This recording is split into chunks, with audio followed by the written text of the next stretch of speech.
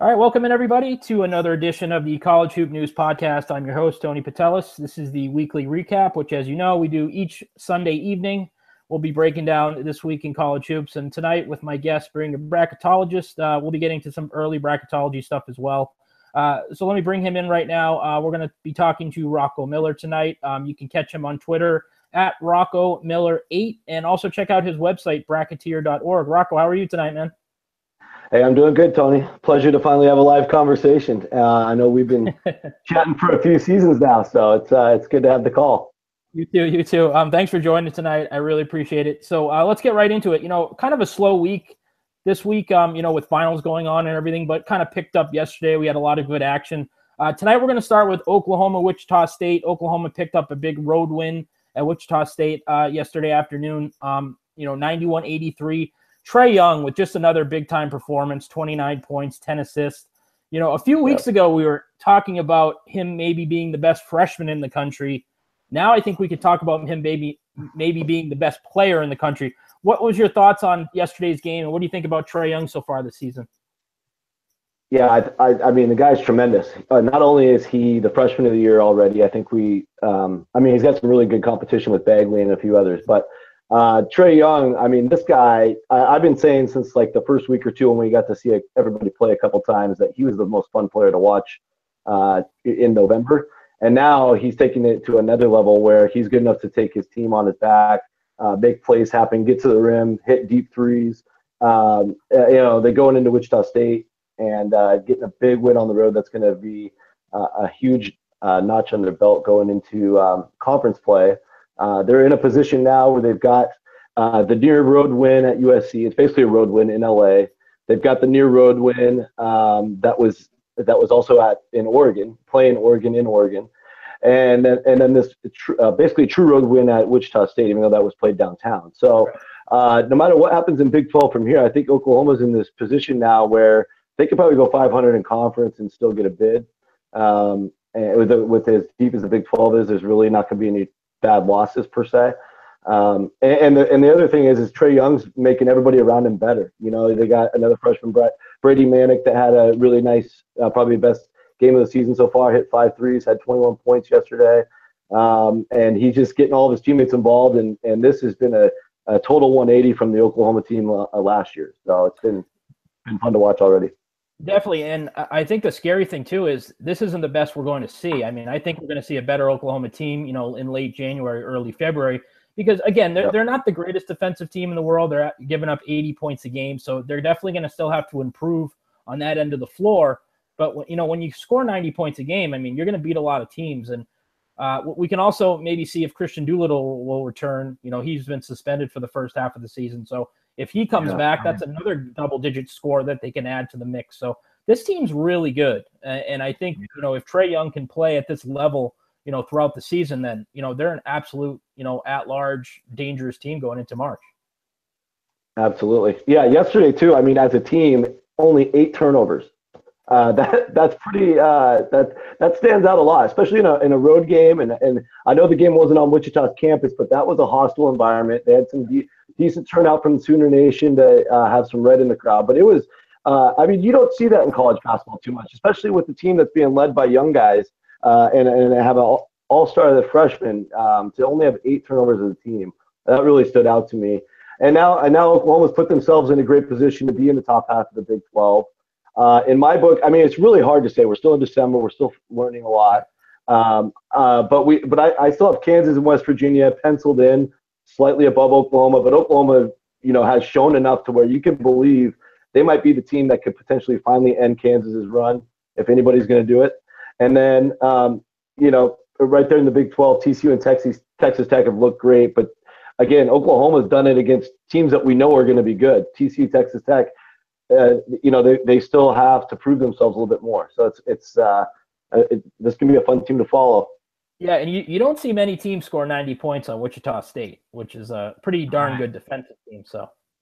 Yeah, so Wichita State, one thing I'm trying to figure out about them, I think by the end of the year they're still a top 10 team. I think we can all feel safe. I love the personnel they have, and obviously the Coach Marshall's amazing. But they struggled in that Cal game in Maui when Don Coleman was just going crazy. until there's about 10 minutes left. They turn the press on, end up winning by 10. But they really struggled with defending him as a point guard. Then they go to the championship game, and it was Matt Farrell from Notre Dame that gave them a lot of issues, and Notre Dame ends up squeaking that one out. And then yesterday, another amazing point guard, Mr. Young, as we've been talking about, gave them fits, and they end up getting such a large deficit, the press didn't save them at the end. Right. So Wichita got to figure out how to slow down these really good guards. Otherwise, if they get a bad matchup in March, could be an early exit. Yeah, and you got to remember, too, though, Marcus McDuffie hasn't played yet. Getting him back is going to be a big boost for this club. He's probably their second-best player. So, that's a big loss because he's a really good defender. He can kind of do it on both ends. Yeah, agreed. Absolutely. All right, so let's move on here, Rocco. We got a lot going on in the SEC yesterday, some good and some bad. Kentucky, I thought, played maybe their best game of the season. They beat a really good opponent in Virginia Tech, 93-86. Really efficient game for Kentucky, 48% from the field, 50% from three. They forced 19 turnovers, which was really impressive. This team is slowly getting better. I don't think we're really going to know what we have until maybe, like I said, late January, early February, because they're just so young. Right. What do you think about this Kentucky team? What do you think about their performance yesterday? Yeah, I thought their performance yesterday was exactly what they needed. I mean, they had to figure out a way to win that game. They're only playing basically 7 guys right now. They start 5 freshmen. And Virginia Tech's good. That's a tournament team. And, but playing in Rupp Arena, they can't afford to lose games in Rupp Arena. They got to just hold home court, which they should be able to do. They're going to lose a few games, I think, in the league on the road. But that's going to really help them in March, really learn. This is what Calipari likes to do. He likes to go out and play a few tough non-league games. Then by the time they go to SEC, they might lose a couple games we're not expecting them to. But come March, even if they're seeded 5th or 6th in the tournament, nobody wants to play them. He's going to have them. This is kind of a quintessential season, maybe like Kentucky a couple years ago when they had an 8 and then they knocked off the 1 seed to Wichita. So we'll see, but it has that feel already to it. They also got a little bit of help from the refs yesterday, in my opinion. Buzz was pretty pissed off, but good win. They needed it, and now they got a week coming up where they get UCLA, and I believe they have another tough one, Louisville. So UCLA, Louisville before SEC. Really good little benchmarkers for them. Games they can definitely win. For sure. And another team in the SEC, we're going to talk a lot of SEC tonight, is Florida. Florida, to me, they continue to struggle. I know they beat Cincinnati last week, but they go out on Saturday and lose to Clemson, who is a team I don't know if we know much about yet. They played pretty well out of the gate. This is a team after the PK 80 that a lot of people thought, maybe is this one of the best teams in the country? And ever since then, they've really fallen off. They're just so reliant on the 3 ball. They don't play good defense. Kevon Allen, who I thought was going to be an All-American this year possibly, has not played well at all. What do you think's been the biggest issue with this Florida team these past few weeks? Yeah, I think that's a good mystery. I think in the games they've lost, they haven't closed strong. They've settled for bad shots, like you're starting to allude to with some of the 4-3 decision making. I got a chance to actually watch Igor Kulichev last year at Rice. I saw him play in person. And I'm not trying to single him out. This is a team thing here, but he definitely loves to chuck threes. and they're trying to get these guys to come together. They got some transfers, and then the returning guys, and then Ballard's a freshman off the bench. So I think they're still trying to figure out how to mix together, and when the Coach White's going to have to determine what the right combinations are at the end of the game. They're obviously been starting hot like they did yesterday and then finishing slow. The Loyola Chicago game and the Florida State game were really flat performances and poor shooting nights. But again, in the PK 80, like you mentioned, Florida looked like a Final Four team in that tournament. They had Duke on the ropes. They probably should have closed that game out too. So it's really, really hard to say. The one thing they have going for them from a tournament perspective, from a bracketology perspective, is they've got the Gonzaga win, and they've got the Cincinnati win, and they're going to have some. I imagine, unless the wheels completely fall off, they'll have some really good SEC wins. So they're going to have a high strength of schedule. They're going to be able to afford to have 10 to 12 losses if it gets rough, and they could still be wearing white on the first day of the tournament. So I don't think they're in any real bubble danger quite yet, but they've got a lot of things to work on, and they got to work on it quickly. Definitely. You made a great point. I feel like that too. Like they don't have an identity right now. I just don't know. He's trying to mix and match and try to find out what's working best. And they are playing without John Igbunu, who is, their best big. I think he's going to definitely help on the defensive end when he returns in January. And I give them a little bit, some physicality up front, which I think they don't have right now. I'm not sure. I think this team's a little bit soft. So definitely some really nice wins, but some kind of bad losses too to start the season. Another team in the SEC that's really been somewhat disappointing for me, I don't know about you, is Ole Miss. They're off to a 5-5 start. Another bad home loss yesterday. I mean, Illinois State isn't a slouch, but, you got to beat a Missouri Valley opponent at home. They also lost to South Dakota State at home as well. What did you think about this Ole Miss team heading into this season? Are you as disappointed as I am? Well, I didn't have them in the tournament, but I was definitely on the radar in terms of a team to watch. I knew that they were going to depend a lot on some good guard play and being able to hit shots. So, I could see it going either way because we've seen with Coach Kennedy, these teams, they either click or they don't, and it looks like right now they're off to a really rough start. The 3 overtime losses at home, I mean, that's hard to do. You have to try to do something like that. But I think Andy Kennedy, he had a quote yesterday after the game that said, "Disaster. This is a disaster, and I'm responsible for it." So I think he summed it up pretty well. He knows what is on the line for himself personally and for his team. They've got 2 games left before SEC play against Corpus Christi and Bradley. Bradley's actually decent. So, yeah, honestly, with as strong as the SEC is, they're starting to fade towards the bottom of the league. And one thing that South Dakota State, Illinois State have in common, and Virginia Tech is they are full of shooters. So without watching a lot of the tape, what the stats tell me, what the scores tell me, giving up those high point totals is they're not defending the 3 very well. They're letting guys stay open. They're hitting big shots, and that you got to have that stuff cleaned up if you want to be a tournament team. And they've let too many opportunities go by at this point. Absolutely. They're giving up 80 points a game, and opponents are shooting 37% from 3, like as you said. So, this team doesn't have a lot of depth. I don't love their front court very much. That was a concern for me heading into this season. So it's just not looking good. I mean, their backcourt is really, really good, but they're just not carrying them right now. So it's pretty unfortunate. Right. But let's look at some positive notes. Auburn is a team that is played really, really well. Now if you told me that Auburn was 9-1 right now, I figured they'd have Austin Wiley and Daniel Purifoy on the court, eligible. I'd say, okay, but, they're doing it without those 2 guys, which is very, very surprising to me. Impressive win yesterday against Middle Tennessee State. How are you sold on Auburn yet? Not exactly, but okay. I agree. 9-1's impressive, especially there's just a lot of things happening at Auburn with the investigation as well as the suspensions and Coach Pearl trying to hold it all together. They went off to what was that, the Paradise Jam, maybe one of those early season tournaments, and lost by 14 to Temple. That was their lone loss.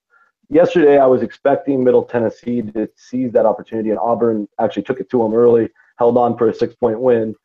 So, and Mustafa Huron's a great leader. That guy can do it all. He gets to the foul line with regularity, and he makes his free throws, which I know is important to you, important for anybody, right? Auburn, so they're going to be a really big X factor in this league because they have the capability and the talent to knock somebody off like a Kentucky or an A&M. But they also, just with all the surrounding clouds in the program, and we don't know where that's going to go or if it's going to go anywhere, could get knocked off by anybody at the bottom of the league too. So at this point, I'm not ready to put them in yet. They're close, and they'll get to kick off SEC play with Tennessee and Arkansas, which will tell us a lot. For sure. And I think you're right, too. The schedule hasn't been very strong. I mean, they played Temple. They lost that game. And Middle Tennessee State, besides those 2 matchups, they really haven't played anybody all that good. Yeah, nobody in the top 100, at least in terms of KP rankings. So Right, definitely. All right, the last team I wanted to talk about is Tennessee. Tennessee had a really good game, really interesting game with North Carolina today. Couldn't pull it out at the end, but I love this team. I really do. They have a tremendous backcourt. They're really good defensively. Grant Williams is an absolute stud up front, really kind of a matchup nightmare. You know, nobody can really guard him. What do you like this Tennessee team as much as I do? Because I think they're a legit, NCAA tournament team right now. Certainly agree. They're a legitimate NCAA tournament team. I think right now they're probably the way I break up my categories of teams is I go first tier, second tier, third tier, teams that are in safely, and then I have in but not by much, which means a win or loss here could put them either direction. And I've got Tennessee as like a third tier team right now, which means they're a big win or two away from jumping up into the upper echelon of college basketball, like a top 15 team. And I think Grant Williams, that guy's a beast, 6'7", 240. A really big matchup nightmare, like you're saying. One thing that today reminded me was that Villanova game they played in the semifinals. They had a 9-point lead at halftime in that game. Today they had a really strong first half. Then they came out in the second half and slowly let the lead whittle away. They're going to have to develop some toughness. They had it in that Purdue overtime win back in the Bahamas. But yeah, I think overall this looks like a strong tournament team, a top 6 at least SEC team. Really interesting matchup coming up. This is a sneak preview for the end of our show, but coming up next Saturday at Wake Forest, who's won 5 in a row. But yeah, this looks like a tournament team, and it's certainly in the safe territory right now. You know, I keep laughing. They were picked 13th in the SEC preseason. 13th. Yeah, was that by the AP or just by some? I think by SEC media. You know, the SEC media who follows the programs tightly. So that was just a little surprising to me. Yeah, and one thing on Tennessee too is last year, they lost a lot of close games towards the end, but all these kids were sophomores, and they brought them all back. Now they're all juniors. They're stronger. They're smarter. They have the experience, and I know that helped them early in the season in the Purdue and the NC State wins. And I think when we get into the SEC, that's going to really pay a lot of dividends. And Rick Barnes has got the experience to guide the ship, and they look to be like a 4 to 7 seed, in my opinion, down the road, if we had to guess right now. Yeah, that makes sense. They're really, really good defensively, and they have a really good balanced scoring attack. They got 4, 5, or 6 guys that can hurt you on any given night. So I always like that balance. So, all right, so let's move on here. I wanted to get into some, kind of bracketology stuff with you because you're big into that. I want to talk about the Mountain West a little bit. In your eyes, is this possibly what do you give the chances of this being a multi-bid league this year? Let's go with 65%. Really? Interesting. Yeah, but right now I'm going to say yes. And Tony, I know you're a big eye test guy, and I am too. So when I say eye test, I see Nevada, UNLV as tournament teams right now. Right, but the question I have is, with Nevada losing those, with Nevada losing to TCU, with Nevada losing to Texas Tech, what do you think they need to do to feel comfortable about getting into that tournament? As an at-large. And I think for them, it's less of what they need to do; it's more than what they need to avoid. And what they need to avoid is just losing games that they have to win. They got to win They got to protect their home court all year in the Mountain West. They can't let anybody come in there and win. And then on the road, I'm okay with them losing to UNLV or Boise or maybe even Fresno, but they can't, the bottom half of the league, they can't lose to any of those teams on the road. So they've got a lot to achieve still. So I see where you're coming from. I think what they've done so far with the Rhode Island win, unfortunately, Davidson's not going to really carry a lot of weight anymore. But with the Rhode Island win and just with the way they've played, it's really hard to imagine them, let's just pretend they don't win the Mountain West tournament and the committee leaving them out. There would have to be an injury or something that shakes up the season differently than them just, if they're playing like this, I think they're on a good trajectory. But they just can't get knocked off by an underdog. Right. Yeah, I completely agree with you. I watch this team and I say they're an NCAA tournament team without a doubt. But again, do they have the resume? We'll see. I think they should be comfortably okay. They'll probably win. They might lose a handful of conference games. The other team is UNLV, as you said, and I agree with you. To me, they look like an NCAA tournament team, but I think resume-wise, they're in worse shape than Nevada. What do you think about the Rebels? Yeah, the Rebels need to become really big fans of Utah and Illinois because those are their 2 biggest wins. So they Rebel fans need to be rooting for those guys the rest of the year. But now they're in a situation where all they have left is Mississippi Valley and Northern Colorado, which are just 5 games. And then we get into conference play. So UNLV might have to do a little bit more in conference than Nevada, in my opinion, where they step up and they make sure they get that Nevada win at home, and they win, at least half their road games and protect home court as well. So, yeah, UNLV is a little on the ropes, but Boise as well. They might not have the eye test as much as UNLV, but they've got the better resume. They've got the Loyola Chicago win. They've got the road win thanks to the half-court shot at Oregon. They've got the SMU, yeah. SMU's coming up tomorrow. So if they win that, right, big opportunity there. Yeah, in Dallas. So yeah, if they win that, they're probably going to be having a prettier resume than Nevada by tomorrow. But yeah, the Illinois State neutral win by 18 looks good if Illinois State makes something out of their season when their guys come back from injury. So we'll see how they do. Obviously, huge opportunity with SMU. I think we talk a lot on Twitter. We want conferences like the Mountain West, like the Atlantic 10, even the Conference USAs of the world to get multiple bids. So I'm desperately, you can probably hear it in my voice, wanting to see this come true, but I know how the committee works. A lot of what I do on my bracketology is psychology. I'm just trying to figure out what the committee is thinking. It's not even my own opinion on a lot of that. So I know that the committee is just going to be hard on these teams. And a lot of it is not their fault. They can't schedule the big names, and they get punished in the end. And it sucks for the fans, because when you let a couple teams from these leagues get into the dance, that's what makes the best NCAA tournaments. You want to see those matchups against teams you've only most fans have only seen a couple times, against like an ACC team, and just shake up the world. So anyway, that's where we're at. Yeah, the Mountain West, a handful of years ago, Mountain West was that conference. They would get 3 bids. They would get 4 bids. They were really good. And the last few years, they've taken a big dive. And it's pretty unfortunate, because it's a league that I really enjoy. I always like the Mountain West. I like the programs in the conference. So it's unfortunate. But it's nice to see UNLV, turning the corner and, maybe being a factor in college basketball for the next few years. Absolutely. I think UNLV's been a big – the Mountain West needs them to be a good program. They've got the history.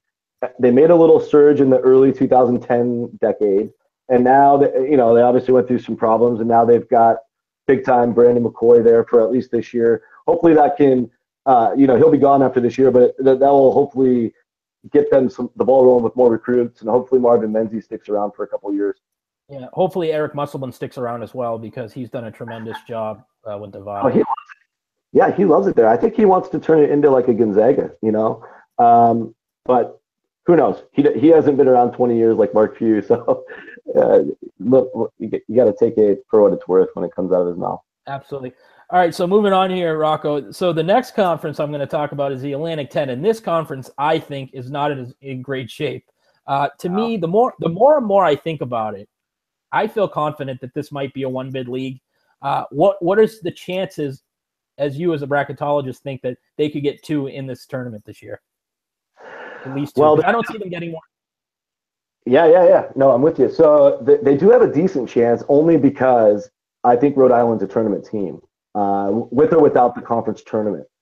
And so this is going to be, from what we can tell right now, this is going to be the conference tournament to watch. Because if Rhode Island gets knocked off, boom, there goes a bid, most likely. The Bonnies are the only other team still with a potential for an at-large, and they need to win at Syracuse, I think, this week to even have a resume in the picture. And then they would have to probably win about 14 league games at least. So let's just imagine that doesn't happen, because the Bonnies need a buzzer beater to beat Vermont. They're just they look like an NIT team. Anyway, so I would just say it's a decent chance, because if Rhode Island doesn't win the tournament, they're going to get 2. If Rhode Island wins the tournament, I'm pretty confident it's going to be a 1-bid league, and that's going to upset a lot of people out there. They have great programs. Yeah, the unfortunate thing is for St. Bonaventure is I don't think Syracuse is an NCAA tournament team. So how much does that win actually help St. Bonaventure?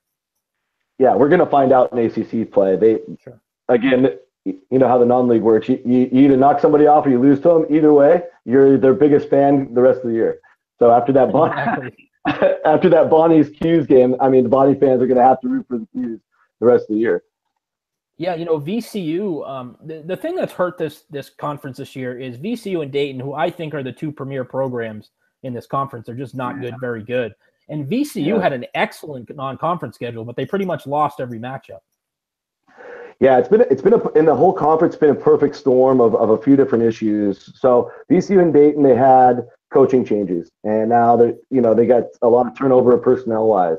St. Louis, suspensions. We thought they might be good. Now they've fallen apart. They might make a resurgence at the end of the year, but the resume is already out the window. Then you got injuries at St. Joseph's, and then there's some other teams that in a year or two could be really good, like Duquesne and maybe even UMass or LaSalle. So it's just kind of a perfect storm for the Atlantic 10 this year. I am going to go ahead and say it's an anomaly. I think in future years they'll get back to the 3-4 bid status that we're used to. It's just this is just that year that everything kind of fell apart. Yeah, I totally agree with you. It's unfortunate. Again, like the Mountain West, this is a league that generally gets 3-4 bids, Exactly. every year. It's a really good league in my opinion. So, all right, let's move on here.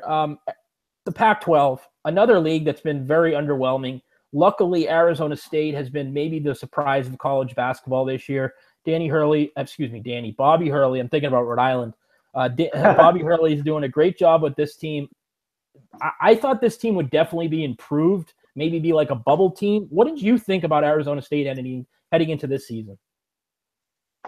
Yeah, they were a team that I didn't want to really go on a limb either way on, because I liked what they brought back with Trey Holder and Romello White, Remy Martin, Cody Justice. Those guys have played a lot of games in the conference, but they've also had so many ups and downs. And then I wasn't really on the bandwagon per se until I actually watched the entire San Diego State game last month. And they were in a seesaw battle in the first half and then blew the doors open in the second half. And just the way they did it and the way that they got up and down the court in transition, finding the open man for threes, getting to the rim, getting stops defensively in that game. I mean, at that time, I thought San Diego State was probably close to a tournament team, if not a tournament team. I'd been reading about how they beat up USC in a scrimmage. And so then I was like, okay, I'm kind of on this bandwagon. Let's see how they do in the next few games. Now, obviously, they got the entire country's attention. They blew out Xavier. They took care of business in Lawrence, Kansas, which is mind blowing. But they did it, and this team's showing that they can knock anybody off on a good night. The only warning signs I've seen are in the St. John's game. They only had about a 1-point lead with 3 minutes left, and there was just a lot of calls going their way. And I don't want to blame officiating at all for the game. They earned it, but they ended up winning that by 13, so a lot of people overlook that. But that game was up for grabs, and St. John's didn't have Lovett that day. So, I mean, who knows? And then the other one was Kansas State, a team that's lost at home to Tulsa, a team that we probably would say is not a tournament team yet, or probably maybe not ever. We'll see how they do in the conference. But they squeaked that out against Kansas State. They gave them fits. So I think Arizona State, yes, they're the hottest team in the country. Yes, they're capable of beating anybody. Yes, they'll be in the tournament. But don't be surprised when you see a hiccup or two as we go through the next couple months.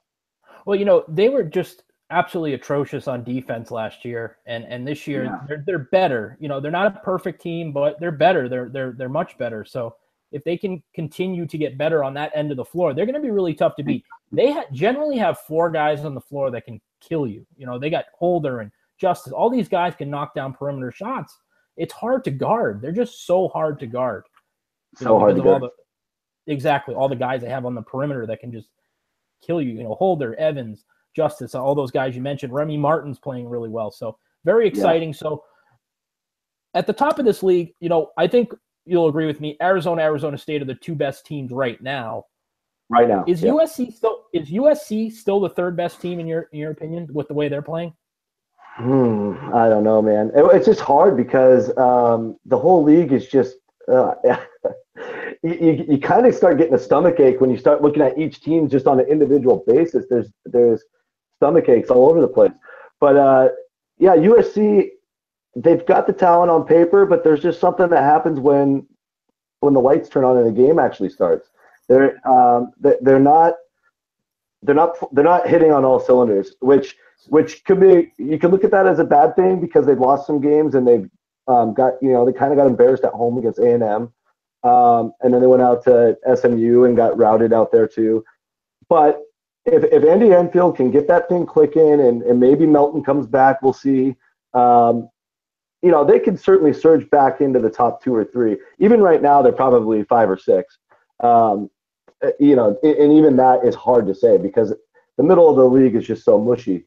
But yeah, USC is interesting. I think Oregon's got some talent, but they're young and they don't play well together. Again, I think Dana Altman is probably the best fundamental basketball coach in the conference. So Oregon probably wouldn't surprise me the most if by the end of the year, make a run, become more of a solid team ready for the tournament. Or Utah. I like Coach Stoviak out there too. He could possibly get something going. Problem is we're running out of time. Non-conference ends here in the next week or two. Going back to USC, huge opportunity going out to the Diamond Head Classic next week. They'll potentially get Miami if they can get to the final. They've got Middle Tennessee in their path. So those could be some games that could really turn the season around for them. It's funny. When you look at USC's numbers, they're not that bad. To me, this is more like of a chemistry issue, or is the FBI investigation, something going on with that? Because their numbers on paper aren't that bad. I mean, they look okay. So to me, it's more of a like I said, chemistry or something going on behind the scenes. And, DeAnthony Melton is a big loss. I mean, he does everything for that team. So let's see him come back and maybe they can turn things around, but definitely not a great start. I mean, this was a legit top 10 team preseason. Right. Yeah. I feel like not only just the chemistry part, but it's the killer instinct part. Like they get into a close game and they can easily melt right now, in their losses. They don't have that bounce back, get in your face. They need like an attitude guy on that roster. That's just gonna, like Arizona State's got Trey Holder. That guy's not gonna back down from anybody. Right. USC doesn't have a guy like that right now. They need somebody to either develop into it or, that's a big missing piece. You need somebody with that fire if you want to be a top of the league team. Right. They kind of remind me of Florida where they don't really have an identity right now. I know it's early, but what are you thinking for bids for this league in your opinion? Oh man. Honestly, it's probably, I'm gonna average it out and probably just go with 4. It's too bad because I think Stanford's going to get really strong once they get Pickens back, and they're already starting to play a lot better these last couple games. But the resume's already got them out of the at-large conversation. Yeah. They would have to steal it in the tournament. Yeah, Stanford was a team. Stanford was a team preseason I thought would be an NCAA tournament team this year. I really did, and it's just been kind of a nightmare this early this season. Me too. Yeah, Dejon Davis is starting to step up. I mean, he's a big recruit out of my hometown in Seattle. But yeah, it's just losing to Eastern Washington, and then I think they started losing to another Big Sky team. I was just, Stanford blew it. And unfortunately, injuries are part of the game, and that's just what they have to deal with. But they will be a tough out in conference. But yeah, looking at all the teams right now, I got Arizona State. USC should figure out their way into the tournament. UCLA was looking like a tournament team now, losing at home like that to Cincinnati, blowing that game in Ann Arbor. Obviously, those losses you can overcome based on paper, on the RPIs of those teams, what you project those to be. But UCLA's got to figure it out. There's some issues happening there. So it's really hard to just say for sure they're going to be a tournament team. Then you got the potential of an Oregon or a Utah playing their way in. And then, my hometown Huskies of Washington, they have the big win against Kansas. So they've got the resume to possibly get there, but this team is still a little fragile. And it's really hard to predict them being able to win all the games they quote unquote should. Because honestly, when they play Stanford, when they play Colorado, when they play Utah, when they play Oregon State, those are going to be coin flip matchups. Jalen Noel is an awesome player, and Coach Hopkins is going to be a great coach. But I can't put them in right now. Yeah, it seems to me like Arizona State are clearly NCAA tournament teams. Like you said, I agree with you. USC will figure things out. They'll be that third team. And then I think that fourth team will be like a Utah or an Oregon, somebody like that will slip in when it's all said and done. Yeah, or UCLA could turn it around, but they've got a lot to figure out there. Right. No, I wanted to just touched on Washington a little bit. I know that's your team, so I wanted to talk about them a little bit. I love the Mike Hopkins hire. I think the program's definitely on the right track. They got enough guys at the top, Dickerson and Knoll, to maybe, get some more upsets this year. But I don't think the roster depth is there yet to, be an NCAA tournament team. What's your overall thoughts on the program, and did you like the Hopkins hire? Yeah, I mean, I thought it was, obviously I'm pretty close to the program, but I thought it was probably the most surprising hire out of any offseason hire. I mean, Jen Cohen, the athletic director, she's already pretty much a legend at this point because she hired Chris Peterson as the football coach, and now the football team is back where everybody in our generation expected them to be 20 years ago. Anyway, so she's already a legend. She goes out completely out of the box and hires the coach in waiting at Syracuse, Mike Hopkins. I actually grew up following Syracuse very closely, so I knew a lot about Hopkins coming in, and so for me, it was just a really cool hire, cool to see. Getting out of the Romar era it's going to take a lot of work because the team last year developed so many bad habits. I mean, this was a talented team with the number one pick on it and went 9-22. I mean, that is just it was. You would have told me that at the start of last year, I wouldn't even want to turn on a game all year. But unfortunately, I had to suffer through a lot of those games, and it was hard to watch in February and even in January. So Hopkins is coming in, and he's got this attitude of, we're going to do the Syracuse 2-3 zone. We're going to get you guys working hard defensively. We're going to turn basketball games into possession basketball games, which is how you win conference tournament and NCAA tournament games. And it's going to take these kids a while to really grasp it. But it was so cool to see that game in Kansas City. It all just came together. Like they had three things they focused on. One, don't let them get in transition. Two, no three-pointers. They literally had Vic let him drive all the way to the rim and let him shoot a 4-foot shot over letting anybody get an open three, and it worked. So that was just a brilliant game plan. It worked out beautifully. The kids are starting to figure it out, but there's also been the setbacks that you would expect in a first-year coach. Gonzaga comes in. They got wide open shots all over the place. The game's not even a game after 10 minutes.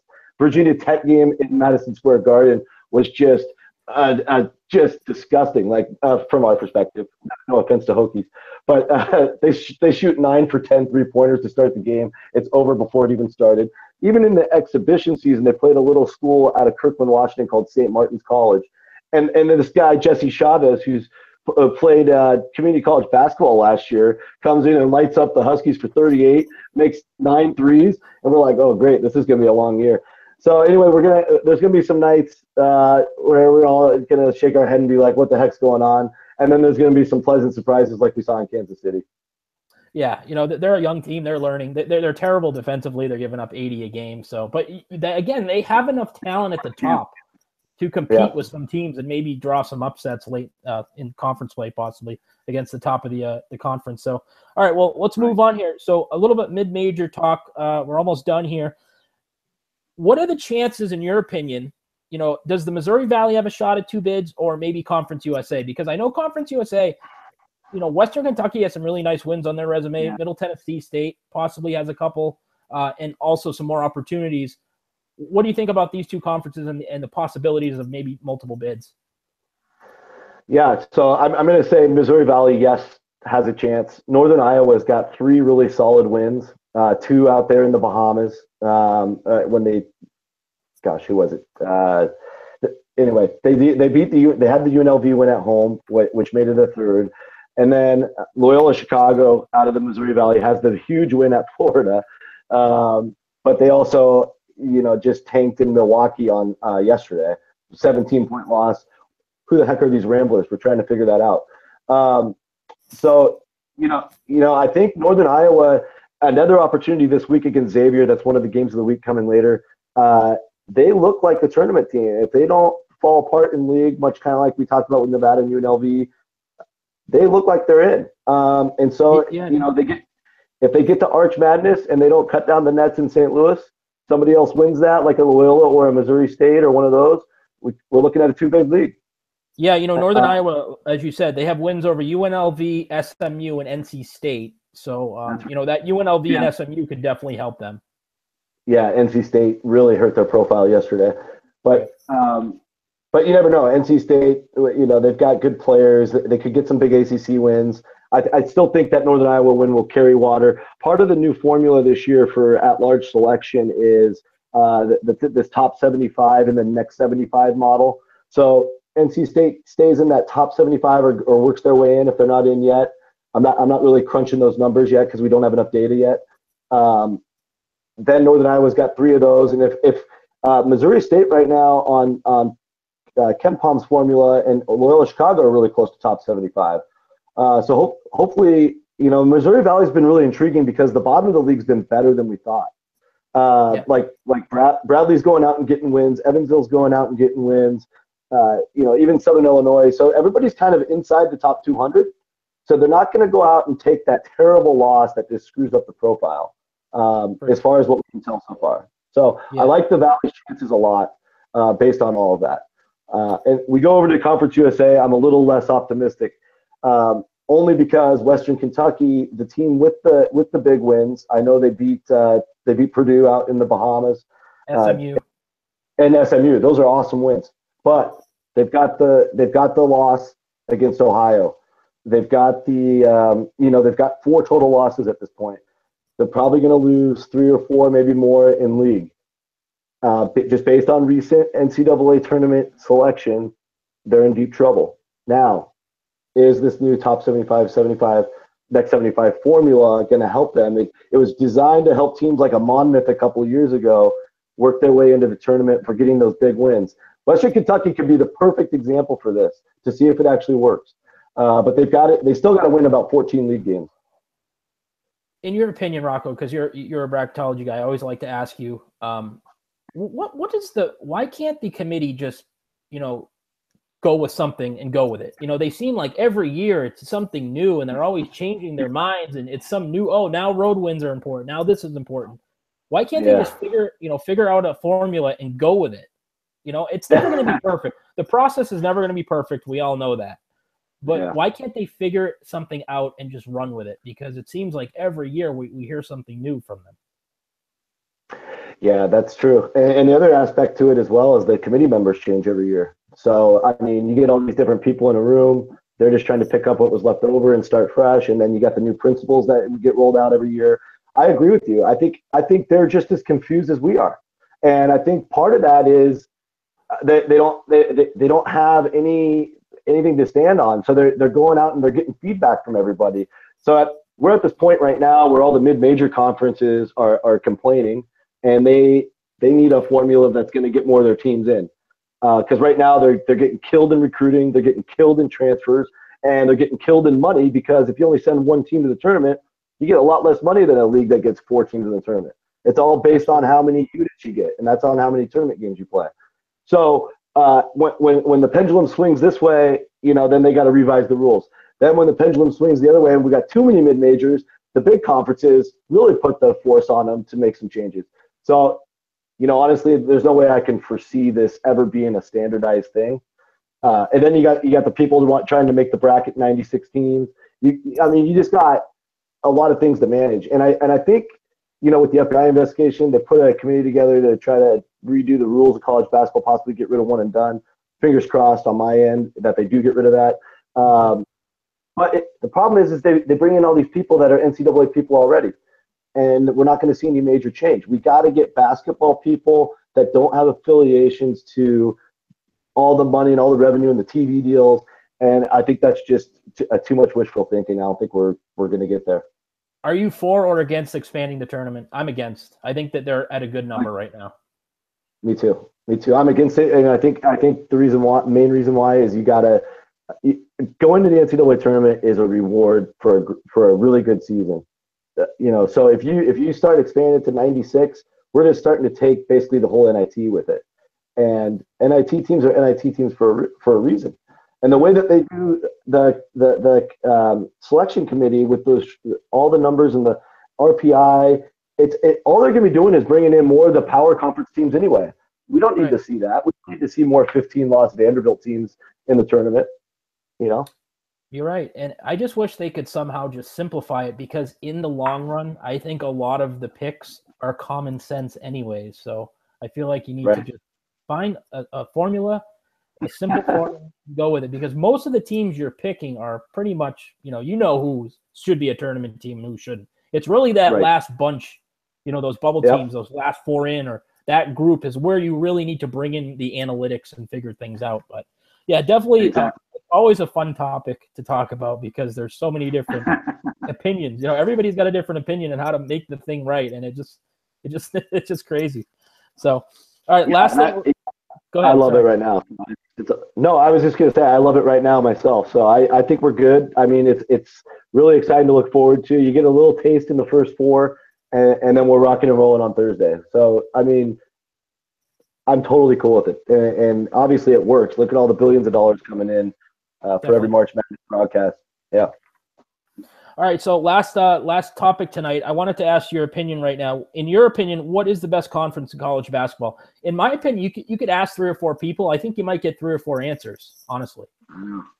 Yeah, and I follow a lot of you guys online, so I see a lot of different opinions on this. To me, it especially after yesterday, it's a slam dunk for the Big 12, because to me, the bottom 2 teams that everybody said were Oak State and Iowa State. Well, Oak State beats Florida State down in Florida.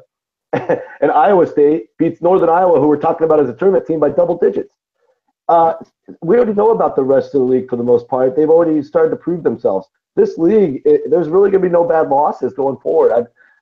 Even for Big 12 standards, we've always had the horrible TCU team that, you can't lose to TCU or you're going to screw up your resume. We're not going to have any of that this year. This league is unbelievable from top to bottom. Now, I understand the argument on the other side. I understand the ACC and the SEC people coming in and loving the tops of their leagues. And I get that. And I think the Big 12, especially if Kansas rights the ship, they can match up with the top of any league. But the depth of the Big 12, just from bottom up, you can't match that anywhere. Exactly what I was going to say. The depth of the league does it for me. When you have teams like Oklahoma State, Iowa State, even Kansas State, I don't think Kansas State is a bad team. Do I think they're an NCAA tournament team? No. But they're not a bad team. I mean, they can beat anybody on a given night with their backcourt. So that's what does it for me. I mean, I don't see any easy nights in the Big 12 at all. No. Not at all. Just a great conference. I agree. Yeah, and Texas Tech, Oklahoma, Baylor, I mean, that's some really good clubs. I mean, you have a lot of top 25 worthy clubs at the top too. And West Virginia, I don't think we're going to see the best of them until Asa Ahmad returns. Right, yeah, and I think he comes back on the 13th against Texas Tech. Right, which would be a big game. Absolutely. Big game down in there. Just a question about how good do you think TCU is this year? Because this team is really, really good in my eyes. Yeah, no, I like what I've seen. I mean, really, I got to watch the entire Nevada game, that late night game, and I was impressed that they were able to hold them off. Nevada looked a little tired from their trip back from Lubbock, but nothing to take away from TCU. I saw TCU in person last year when they played against Washington. And I really like, the nucleus of that team. Fisher was a good freshman guard. Washington actually recruited him, and now he's a sophomore. He's got experience, but the team around him is only gotten stronger. And another year with Jamie Dixon, so it's year 2. Obviously, a proven coach. I think they're legit. But to play devil's advocate, outside of that Nevada game, they did get the SMU game that was at home.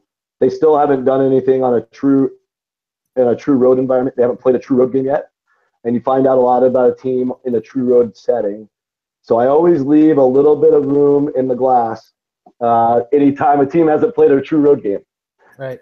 Well, they're going to have plenty of opportunities during Big 12 play. So I'm sure we'll figure out very, very soon. All right. That's going to wrap it up for tonight, everybody. I really appreciate Rocco Miller joining me. I'm sure we'll have him back in the near future. Rocco, thanks for coming on tonight. I really appreciate it.